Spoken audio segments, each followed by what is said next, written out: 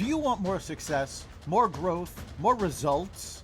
Then it's time for the Boundless Success Accelerator from the Modern Observer Group. This isn't your average coaching program. It's where top performers come to dominate. Weekly group sessions, on-demand coaching, a community that's got your back, and a power-packed library of tools to supercharge your business and career. No more excuses, no more waiting. Get in, level up, and start building the life you've been dreaming about. Visit us at modernobserver.com/boundlesssuccess to join today. Let's get you to the next level.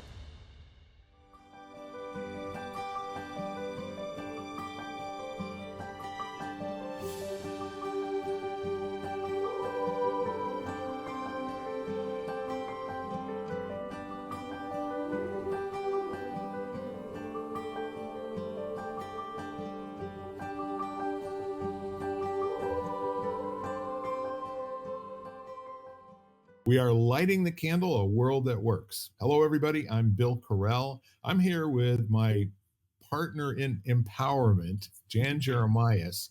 And it's my pleasure to introduce to you one of Jan's friends who's fast becoming one of mine.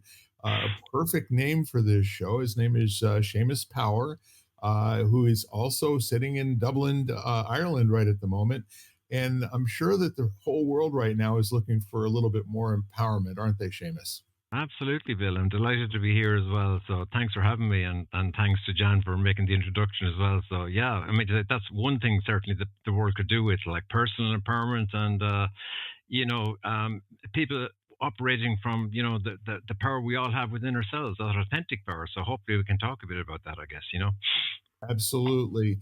I think the other thing I'd just like to mention from the start here is Jan has collaborated with I believe 4 other writers who have produced a new book, and we'll have an opportunity to talk about that a little bit and maybe to share some stories about yourself and your contribution to the book, Seamus.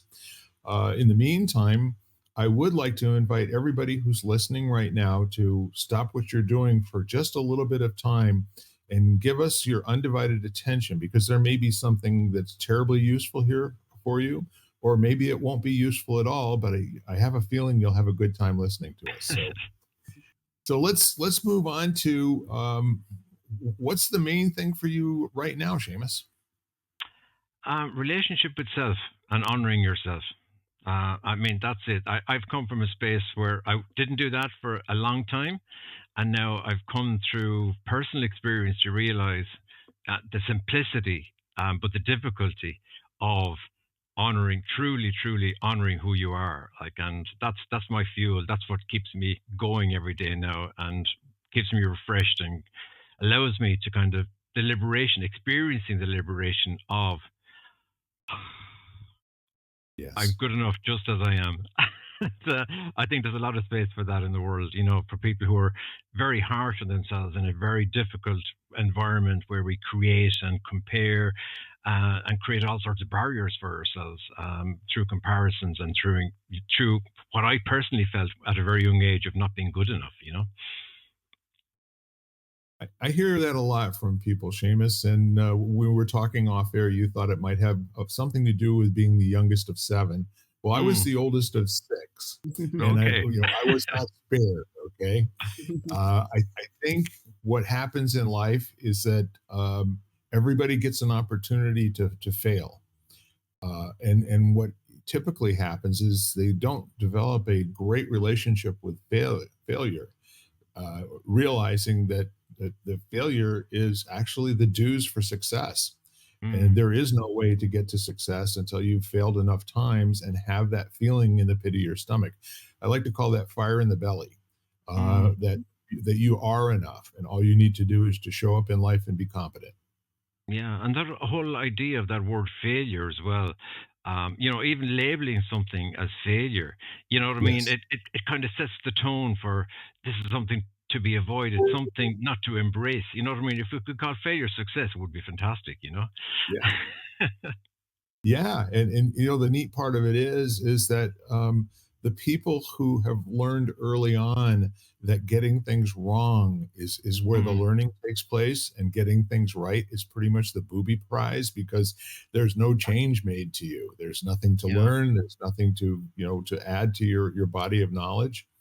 Mm, And I think, what's kind of neat is this conversation stretches across all walks of life, whether it has to do with athletics, or it has to do with career, or it has something to do with academics, or wherever there's an opportunity to be caught in that kind of vortex of unconscious comparison. I like mm. what you said.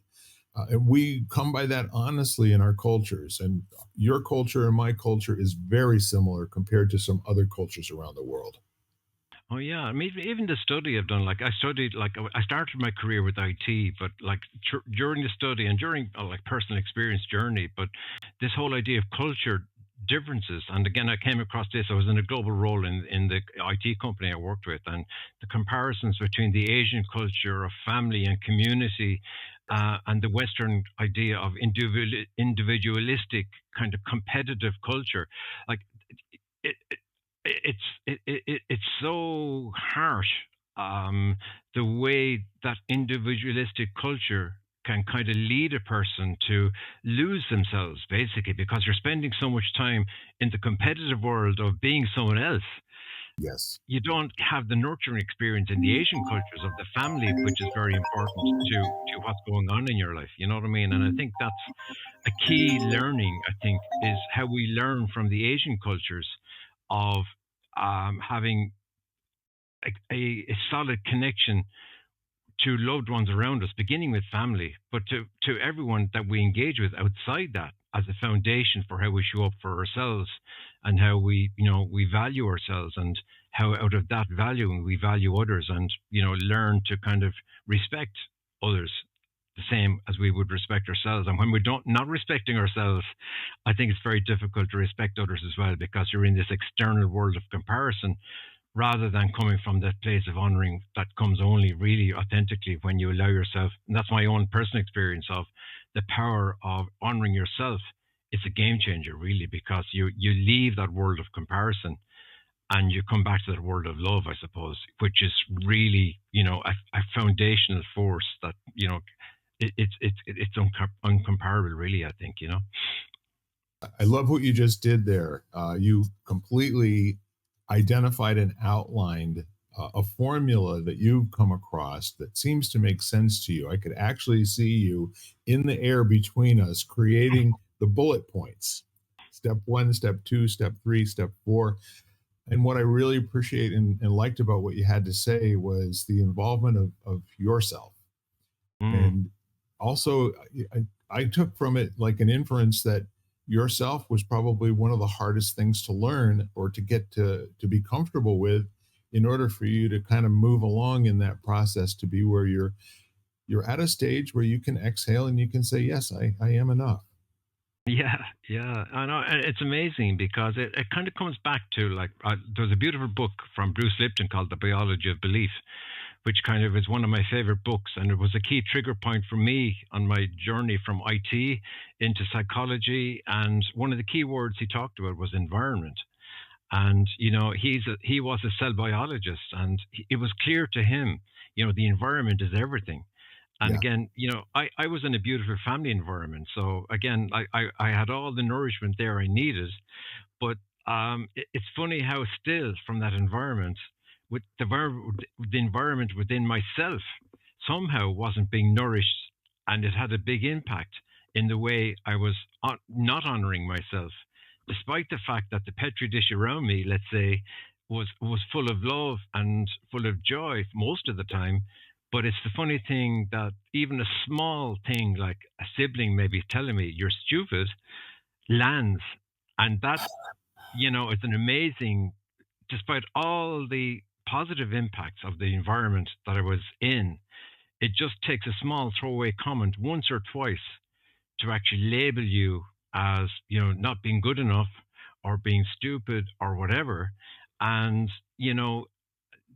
that's an amazing feature of human experience, I think, that an ill thought comment from someone close to you can have a long lasting impact on who and how you relate to yourself and how you Yeah. label yourself. And that was a key learning point for me in my own life. And it took me maybe 30 years to realize and, really appreciate that lesson, because I accepted and owned the label I was given rather than truly knowing that, I wasn't stupid or I wasn't less than.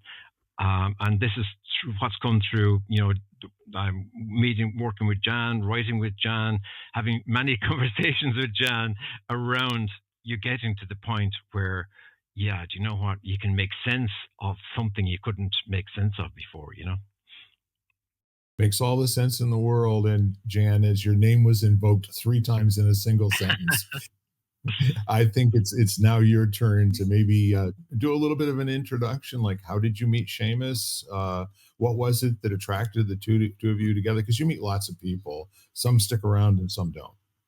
Yeah. Well, I don't know exactly how we met. I mean, I know we met through Hans Parge, but I don't know in what sort of platform kind of thing we met. But I think that Seamus's, a lot of what Seamus talks about, which was leading from the heart, was very much who I am. And so I think that was part of that initial sort of attraction, so to speak, of realizing that there are other people out there in the world who shared some of those common feelings of like, as opposed to being someone who had sort of navigated my life through my head. It's to such a great extent, very, in that analytical space of now getting in touch with my heart, of meeting somebody else who seemed to be navigating the world from his heart was very refreshing and kind of nice to experience and to come into contact with him. And then it just evolved, the book and, meeting each week. And, I did some coaching with Seamus for a while.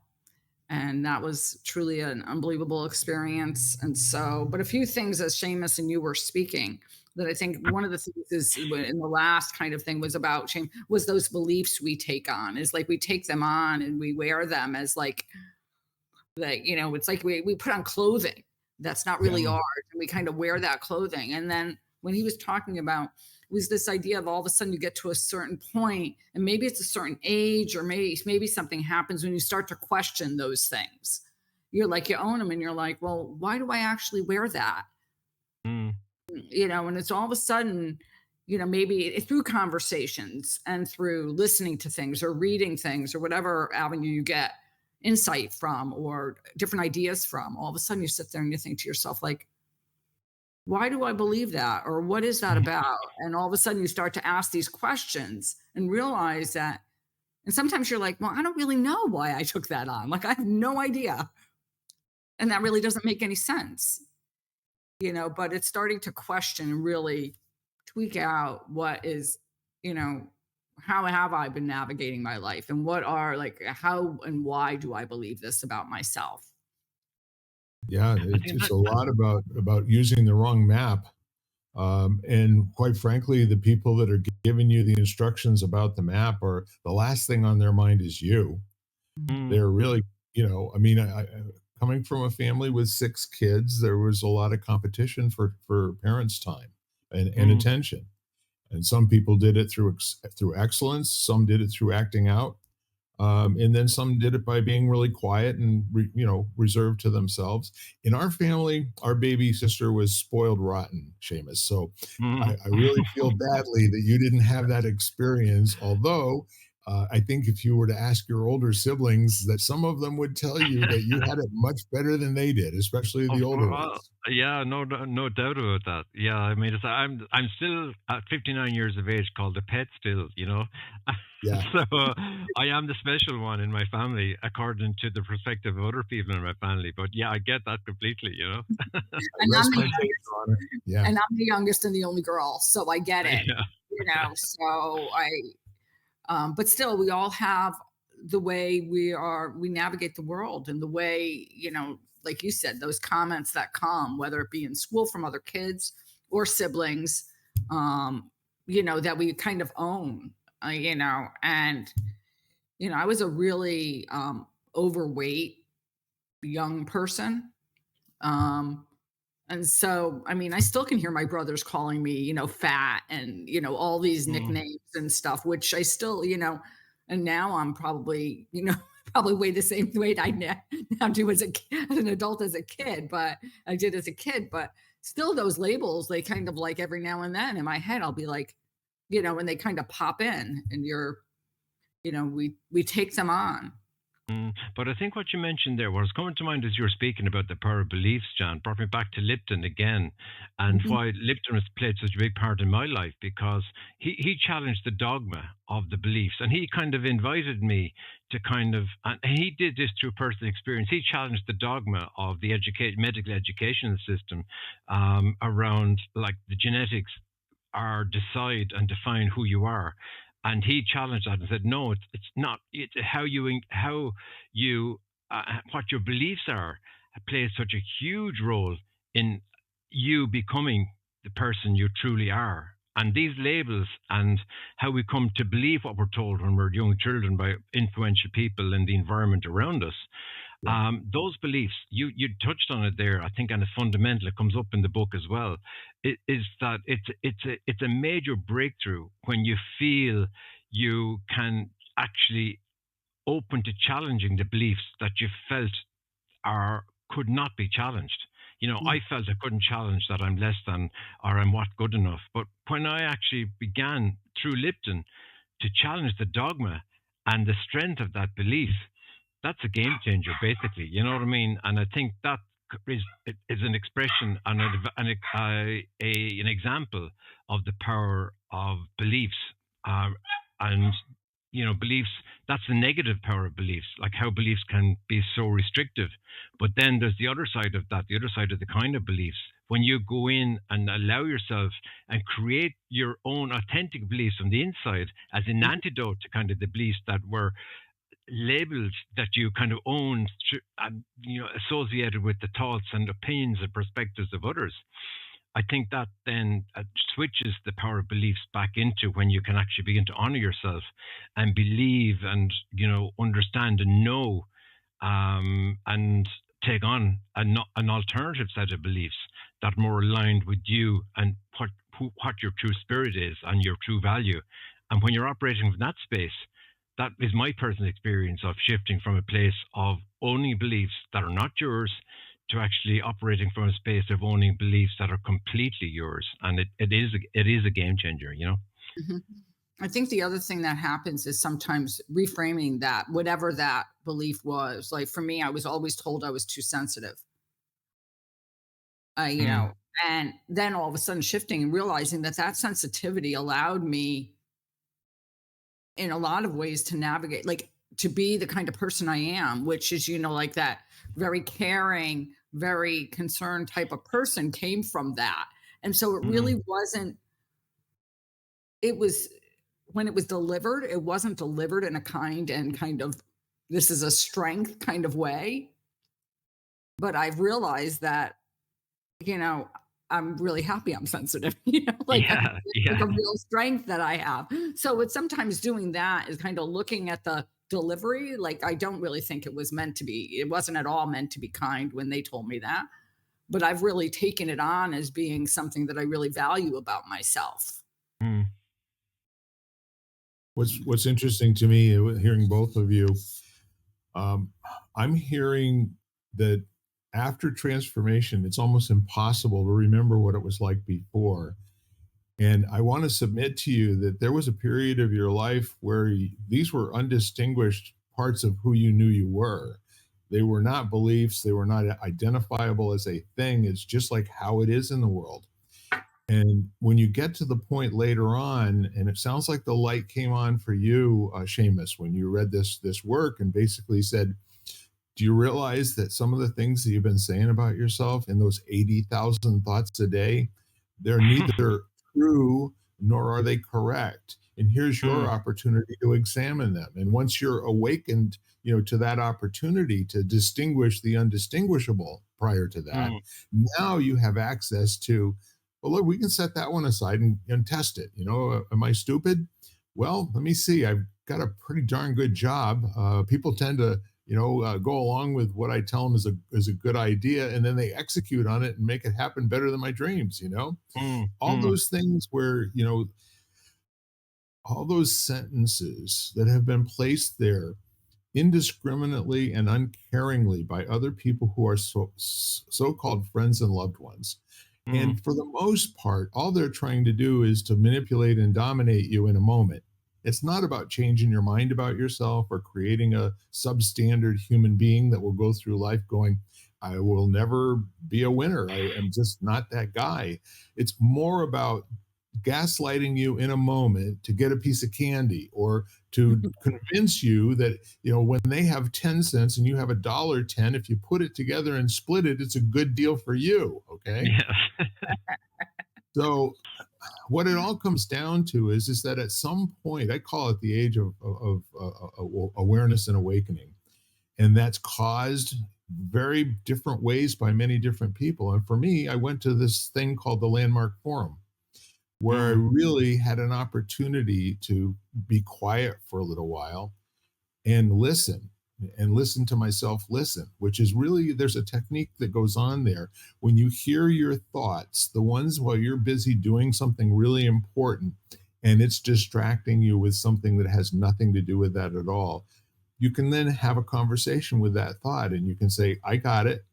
You're going to be mm. here for a while. Would you do me a favor? I'm kind of busy at the moment. Go sit in the corner. I do know you'll remind me later on, but right now I'm trying to put a fire out, and thank you for sharing, but please out of the way. Mhm. And over time, the technique starts to work and becomes a habit. It's a new habit to listen for where you're breaking yourself down, and finding fault in a situation where there really is no fault to be found. There are people who actually invent the hardest way to do everything, you know? And to that end, a lot of people experience a life where they're trying to be perfect, but they don't Mm, realize that perfection is really another form of procrastination. It's mm, putting off what you know needs to be done because it's not the right time or something like that. So, what I'm hearing, I think we all arrived at a different way at different times in our life, but it's a very freeing experience to be able to stand and hear somebody say something that you know is not true, couldn't be further from the truth, not something you're going to own. And when you have the intestinal fortitude to stand in there and not respond to it, mm, mm, just let it go by. Don't catch it. Just let it go by. They will mm, not be here in 5 minutes. And then my life will be back to having the best day ever. mm. Yeah, and that takes a lot of fortitude, and I think this comes back to like a book John shared with me recently as well, like Jack Cornfield, but he really emphasized the idea of becoming the observer. Like it speaks to just what you're describing there.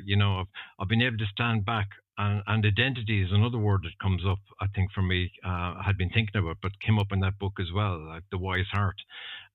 It was around the whole idea of we identify with this the ego, the me, the identity that I assume in different situations, like the father, the son, the leader, the whatever, you know what I mean? And when you begin to kind of create that space that you described it there, to kind of become an observer and step back and operate from the foundation of who you truly are, like the observer you, who can sit beneath and see all this other crap that's going on outside. That again is what was coming to mind as you were describing that, as a process, like of being able to kind of Mm. not respond, but just to be able to observe and actually make sense of in the moment what is really going on here, and literally see the bigger picture. I think, and that's a great life skill. I think that would serve you in all aspects, like whether it's at home or in the workplace or in the community, when you are creating space to kind of listen, observe, and engage. Like that engage word is something that Jan and I have spoken about before as well. It invites you to engage with you, with what's going on within you, and also to engage much better from that foundation engagement into engaging with what's going on outside as well. So yeah, thanks for that reminder, Bill, because I think it's fundamental, really, around how we operate and the lessons of life.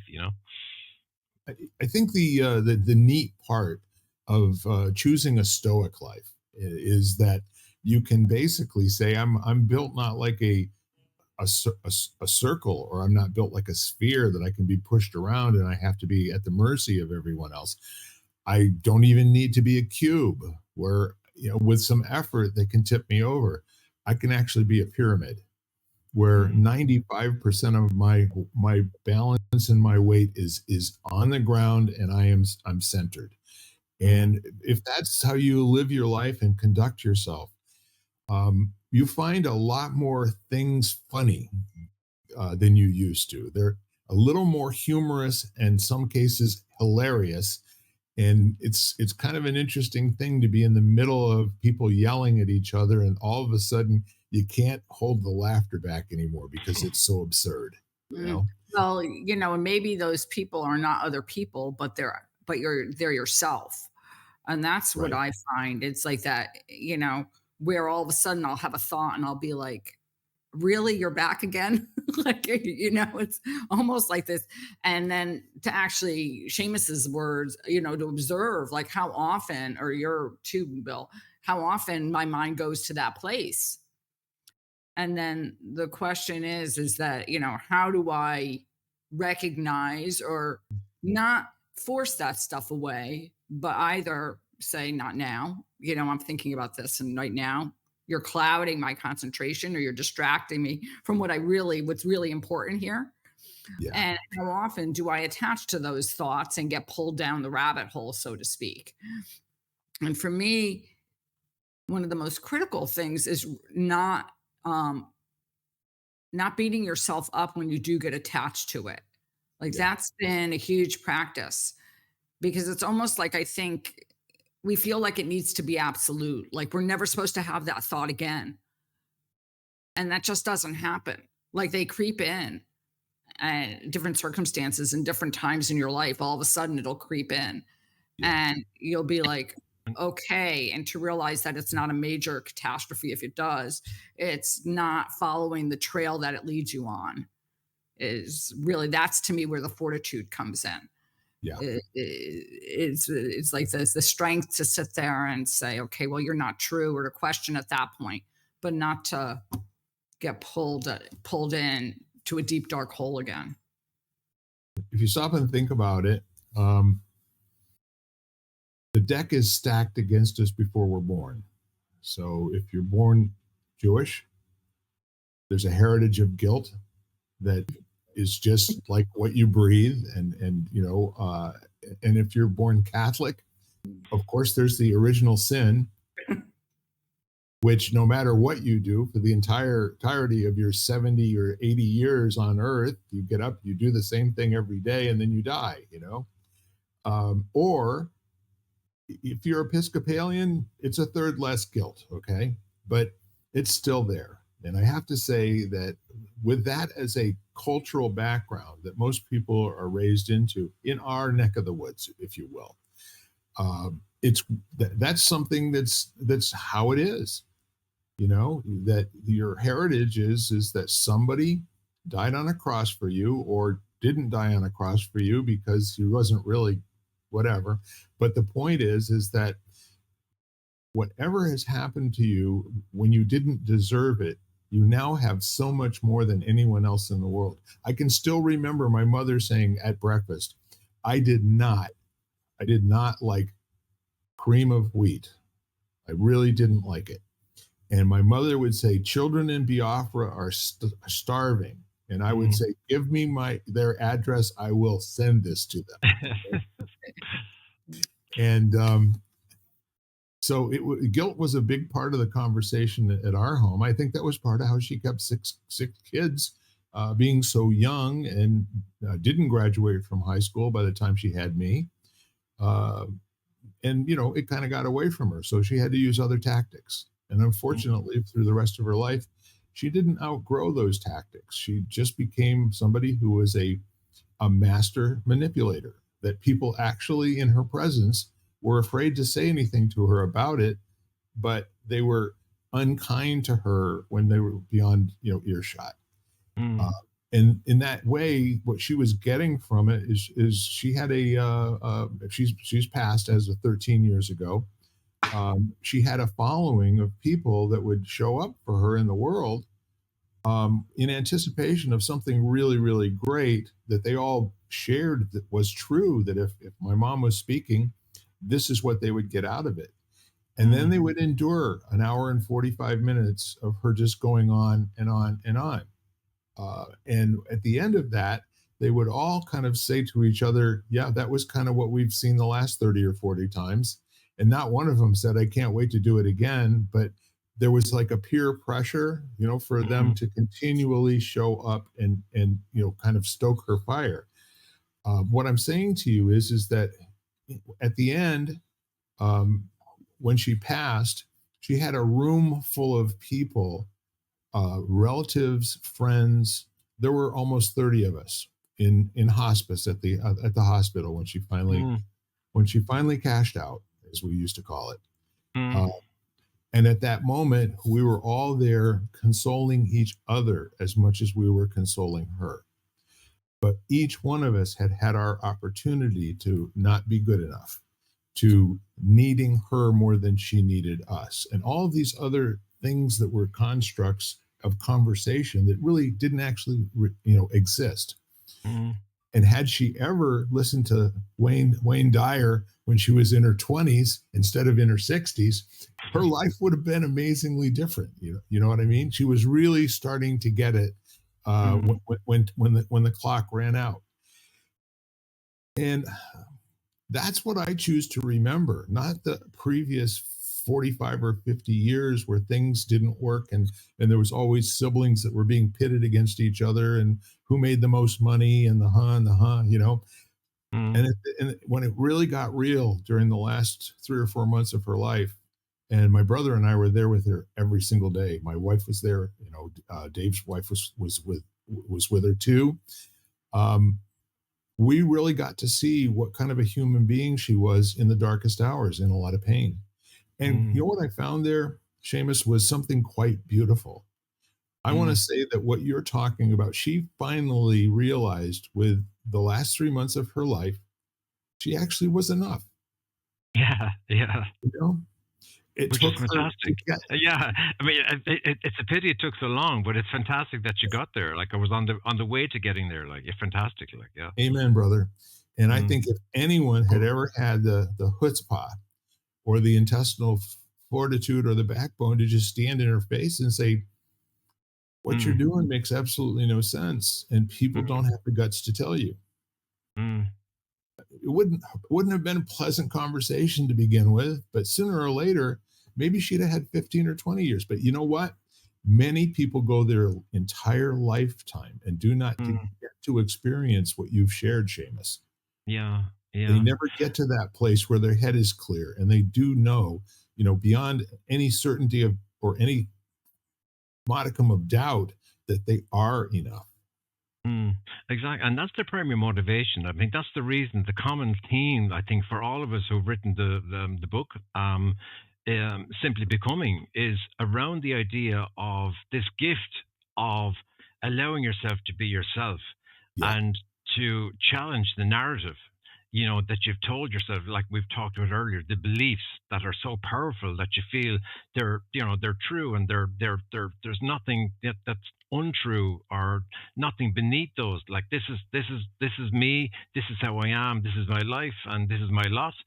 And it's a shame to think, through what we've just described, like that we would go through all the experience of life without experiencing all the experiences there is to experience, because we just go through a limited set of experiences based on this belief that hides so much. Like it's like the iceberg, like the tip of the iceberg. We live on the 1/10, back to the pyramid analogy, almost back to the piece that's visible, and we never get to explore or uncover anything that sits beneath the waterline. Like, and yet your mother began to experience that. I've experienced more and more of that, and we never, I think, will get to the bottom of what's underneath the water, the full capacity of the beauty we all have within ourselves, the depth of what lies beneath. Because we're so stuck in the beliefs that we see above the waterline, like, you know what I mean. And I think it's an incredible journey. Like, that's what's coming through the book. We've all written about what's going on underneath and the liberation that comes with going there and engaging with it and welcoming those things that we felt we just couldn't engage with before. I'm actually getting a mental image of that iceberg flipping upside down. And now Yeah, the yeah. 5% is below the water line and all the rest of it is up top.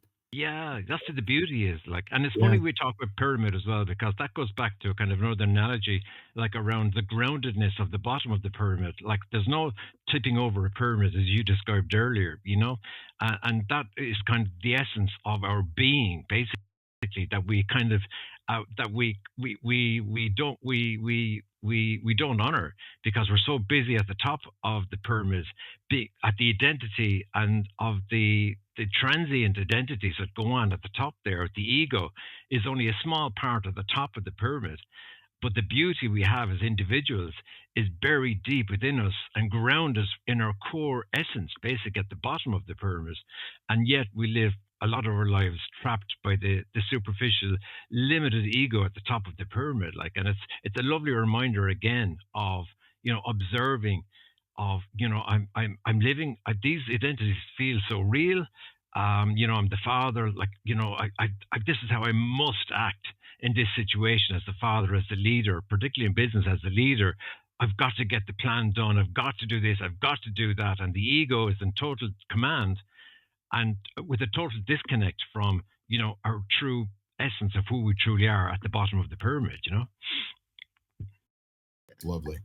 And I think that a few things happen. I mean, at least in my own experience, living in the top of that pyramid or the tip of the iceberg, and then the whole top above the water is sheared off by life, by some sort of tragedy. And then all of a sudden, you have to, it's almost like you have to reevaluate. You have to totally, you know, begin again or find yourself again or know what is in the upper part. And the only way to do that is to go deep. I mean, I don't really know that, because otherwise you're rebuilding from basically nothing. Mm. And so then all of a sudden the whole idea of questioning those beliefs or looking deeper than what's below the surface of the water becomes much more aware, probably because when you were in the superficial area, you had really kind of no conscious awareness of what you were building. You were just building, it's that Mm. let's go with the flow, or let's just go with what's expected of us. And we're not really Yeah. conscious of what we're doing. And then all of a sudden, when all that you are is kind of sheared away, then all of a sudden, for some, that's the opportunity. I mean, it doesn't feel like an opportunity when it happens, but it is the opportunity. Yeah, I'm getting a sense of again the clothes that you put on that don't belong to you and they don't fit. Mm. However, you spend your entire life defending those clothes, and when they're finally stripped off of you and you're naked, standing there trying to decide what's important, and then you go, maybe nothing. Let's try nothing for a little while and see how that goes. I think that nothing is it's a very, for most people, me included, I think that's a very challenging place to be.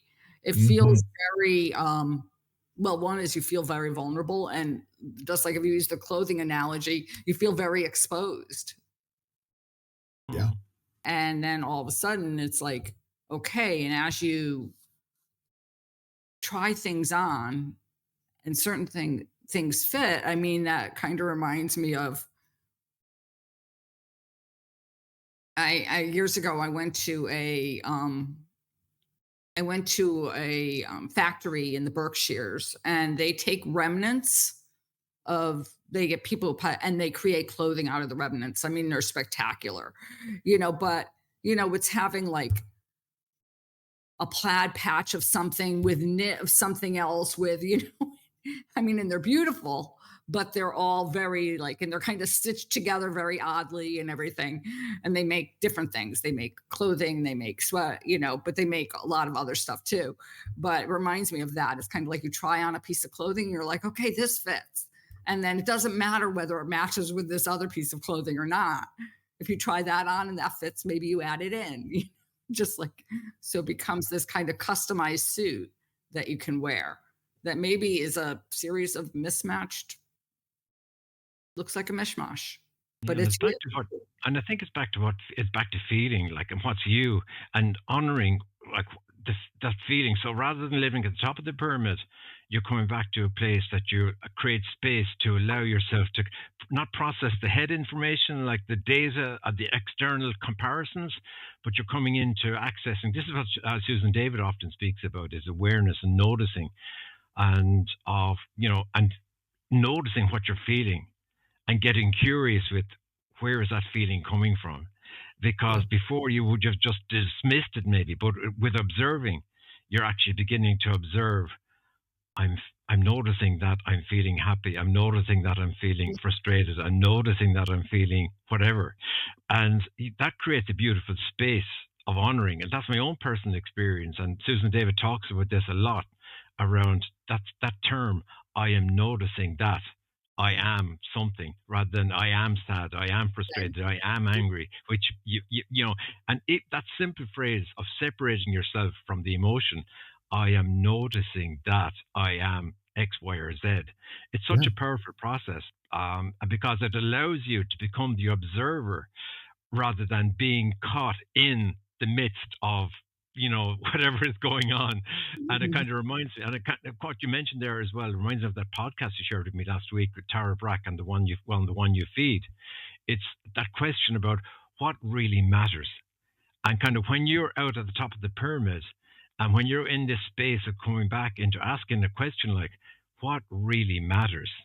It's a great way of kind of helping you to kind of check and assess, well, when I'm up here in the ego and doing the things that I feel I have to do, and then ask a question like, with observing and with care and compassion, like, from that space from the inside, from the bottom of the pyramid, that can be a lovely way of beginning to kind of really level set on,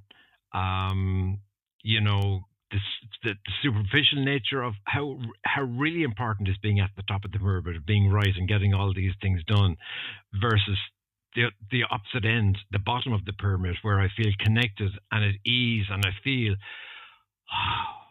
this just feels right, and this just feels liberating. And through that question, I think, is a great door opener through heart as well. Like, I love HeartMath as a process, like breath as the master regulator of opening the door to heart, to ask a question like from heart, what really matters. I think that can be such a beautiful process to help people to kind of really level set and reset, who even people who are living, a lot of the time up at the top, at the high end of the pyramid. Take a couple of deep breaths, begin to notice, and then maybe begin to ask yourself, well, what, at the end of the day, like maybe your mum maybe asked herself that question as well, as you described earlier, Bill, what really matters, like, and that can be, provide great insights, I think, Mhm. What I like about that is, we can substitute any kind of graphic metaphor that we would like to, but most people speak in very arrogant, very antagonistic, using terms like "you kill me," you've murdered me, I die every time you say that. I mean, this kind of language has gotten to be too much of a fad, and I think that we have a generation of people that live there. They actually think that that's really what's happening. We have where speech is violence and violence is not. There's the breakdown that's going on here is people who have no strength of character to ask a question and just Mm, kind of like for the heck of it, what are we building? Are we building mm, anything or are we just tearing things down? And I watch this kind of behavior from afar. I don't know very many people really who behave this way, but I don't live in the middle of the city and I don't see a lot of the things that are going on, but I do hear from people sentences coming out of their mouth where they're talking about what's going on and what they're saying about it is not in their own best interest. And I mm, don't have any idea at all what would cause somebody to give up their sovereignty and start saying things that A, they don't believe in, and B, they know is not good for other people. And from my standpoint, if there's one or two people that listen to this and start to hear themselves a little bit differently, mm, what a powerful place to kind of stand, as you're saying, at the top of the pyramid or wherever you are. If you ever just stop and think about what you're saying and how it makes you feel, are you creating life or are you extinguishing it? Are mm, you, creating love and energy or are you putting an end to it? Um, I don't know. Most of the people that I know, if not goaded, by their peers, the peer pressure, and not mm, people telling you what to do, it's just that they're modeling a behavior that is really not good for children and other living things. mm, And you don't have the intestinal fortitude to either get up and walk away to another conversation or, be a champion and ask a question that challenges, what are y'all doing? mm, You mm, know, what is it that we're doing here? And that's kind of like the outward question of asking yourself that when you notice that what you're thinking may not be true. mm. And can you live with the consequence that this is something that by challenging it, you get to invent a new you in the next moment? And I think that the important part of this, and it's really important, Bill, this is a really important discussion because I think um, before you get to the state of challenging it on the outside, you've got to be comfortable with beginning to open the door to challenging it on the inside. And I Yes. think that, that opportunity is always available to us. And maybe even asking the question like, where am I sitting in the pyramid now? It might be a good starting point.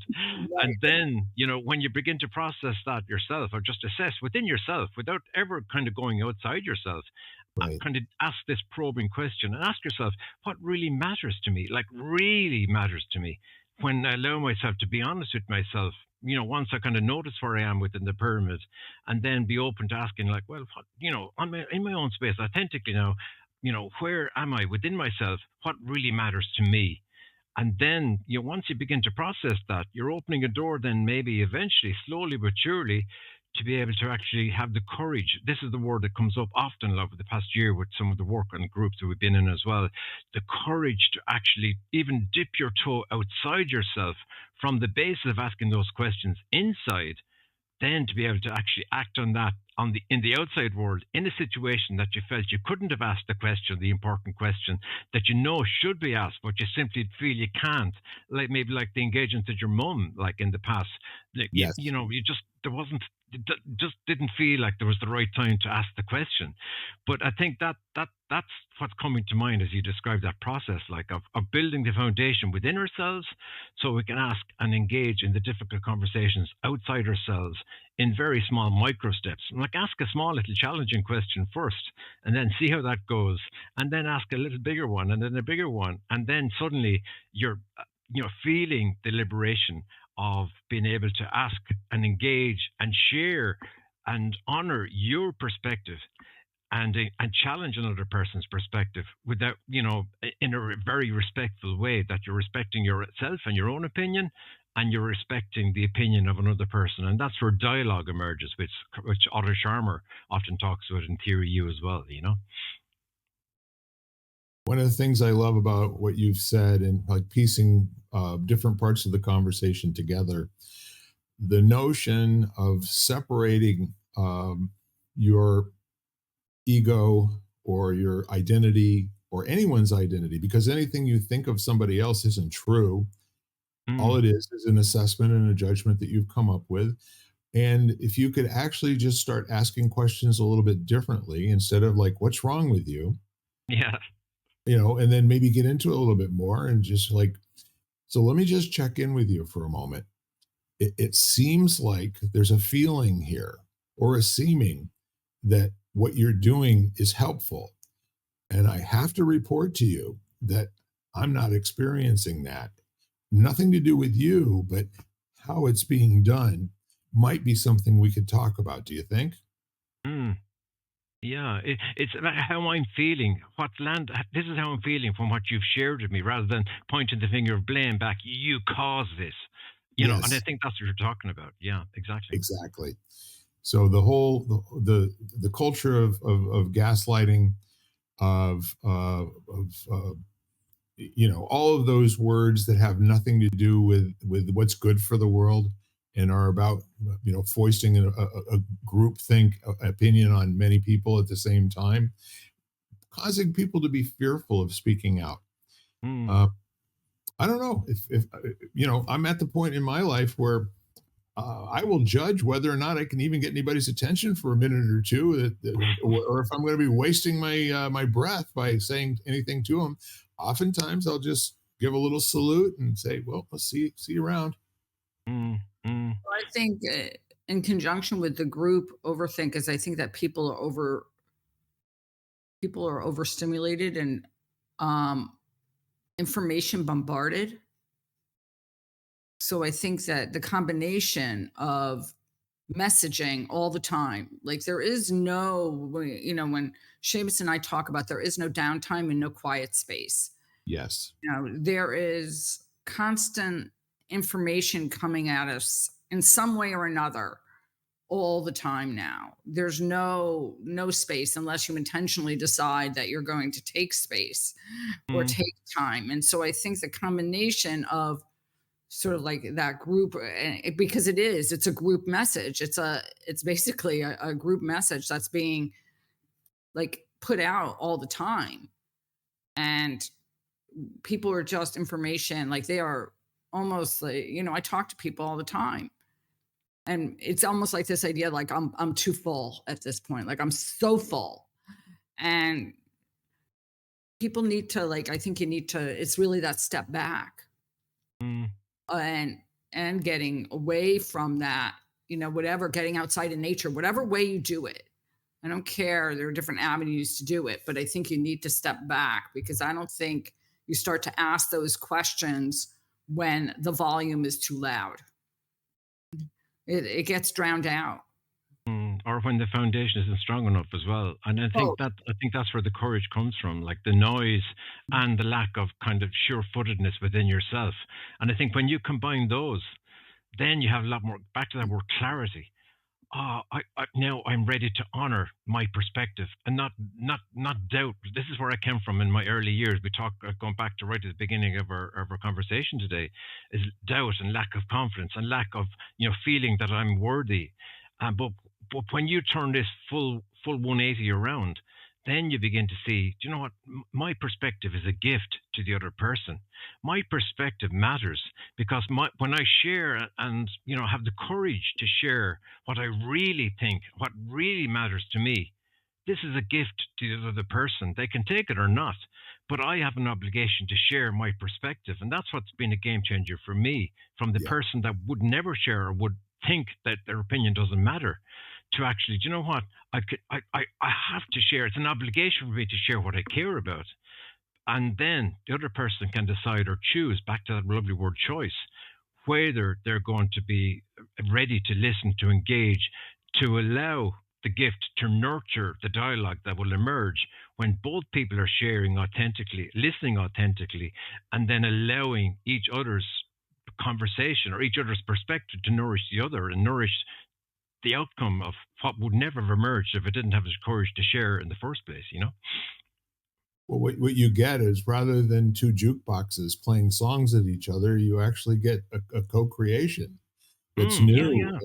In many cases, it gives rise to a whole new set of conversations where things can be You stand on the shoulders of this conversation for that, as opposed to speaking until the other person stops listening, or listen until you're waiting for your turn to speak, Yeah, but yeah. It's such a perfect force because it avoids escalation, unnecessary escalation, and right. misunderstandings when you listen.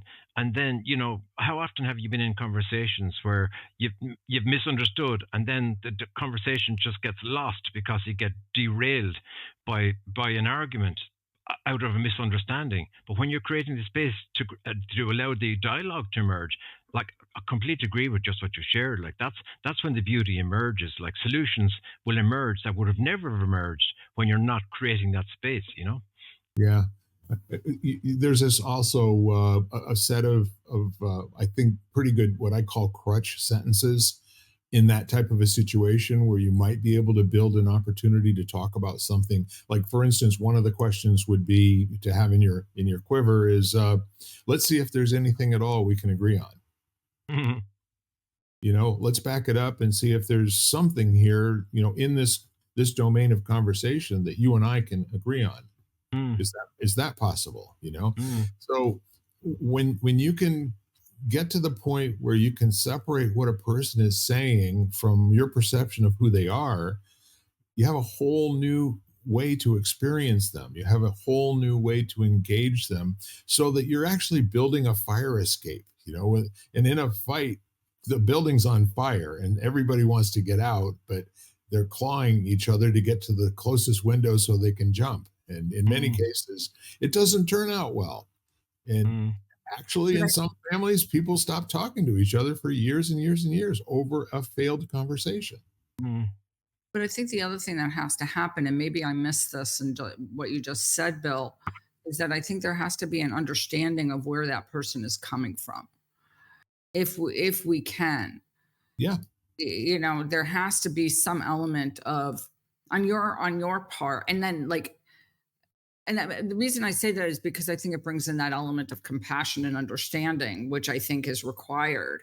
And so we have to have at least some feeling, or even asking the person if they come up with, well, how did you come to that?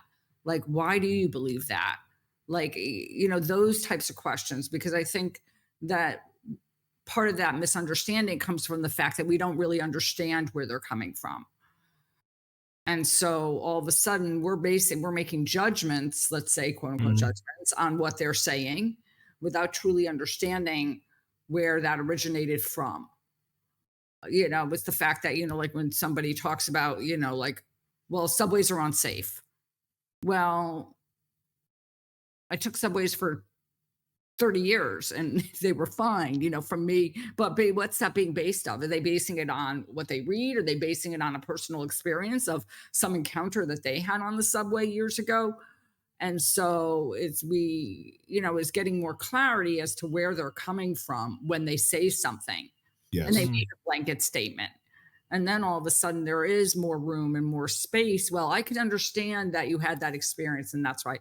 I'm really sorry you had that. And I can totally understand why you would then have that belief that, or come out with a statement like, subways are not safe. Because based on your experience, that's true. mm. So I think that nuance is Yeah, and important.